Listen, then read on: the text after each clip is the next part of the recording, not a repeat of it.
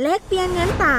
สบายๆกับแอปมีพร้อมด้วยฟังก์ชัน LFX ในเมื่อก่อนการแลกเปลี่ยนเงินต้องออกจากบ้านไปธนาคารหรือไปห้างแลกเปลี่ยนเงินตราต้องเสียเวลาเดินทางหาคิวอีกหลายขั้นตอนในการแลกเปลี่ยนที่ยุ่งยากแต่เดี๋ยวนี้การแลกเปลี่ยนเงินจะง่ายขึ้นด้วยแอปมีพร้อม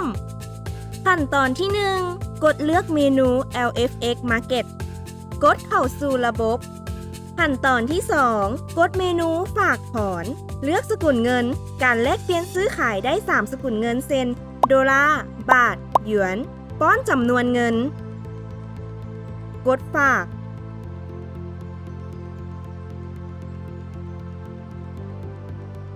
ขั้นตอนที่ 3 เลือกเมนูแลกเปลี่ยนกำหนดอัตราแลกเปลี่ยนซื้อหรือขายป้อนจำนวนเงินเลือกจุดประสงค์แล้วกดยืนยัน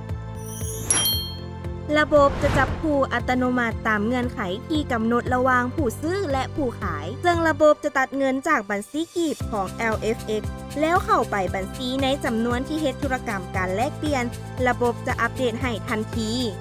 ระบบแลกเปลี่ยนเงินตราแบบรวมศูนย์เป็นระบบที่ใช้ได้อย่างถูกต้องตามกฎหมายซึ่งได้รับการพัฒนาโดยธนาคารส่งเสริมกสิกรรมจำกัดและบริษัท Lao National Payment Network จำกัดภายใต้การคุ้มครองของธนาคารแห่งสปป.ลาวสอบถามข้อมูลเพิ่มเติมโทรสายด่วน1989